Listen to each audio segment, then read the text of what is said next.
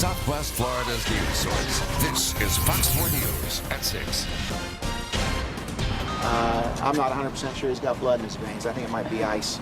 Strong words from the Lee County Sheriff Mike Scott as he makes a bombshell announcement in the murder of Bonita Springs doctor Teresa Sievers. Her husband, Mark Sievers, has been arrested for his alleged role in her death. Dr. Sievers was brutally murdered inside her Bonita Springs home last summer. Investigators had been looking into claims from a witness that Mark Sievers paid these two men, Jimmy Rogers and Curtis Wayne Wright, his childhood best friend, to kill his wife for insurance money.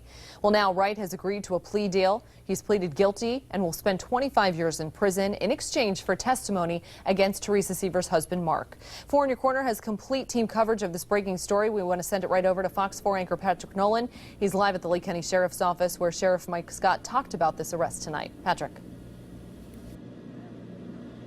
Mark Sievers was walked right out these front doors of the Lee County Sheriff's Office here.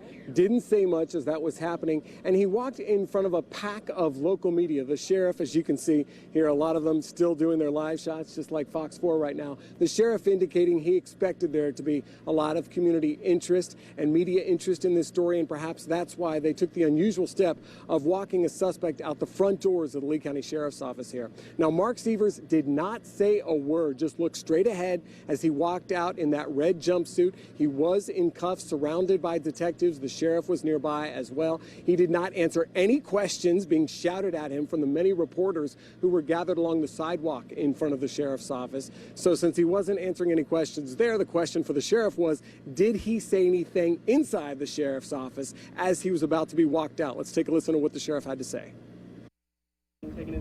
We've had casual conversation with Mark, just basically to make sure that his daughters are okay, some basic pleasantries in terms of changing clothes and getting him shackled up and otherwise, but he doesn't have a lot to say. Stoic, no emotion there. I'm not 100% sure he's got blood in his veins. I think it might be ice.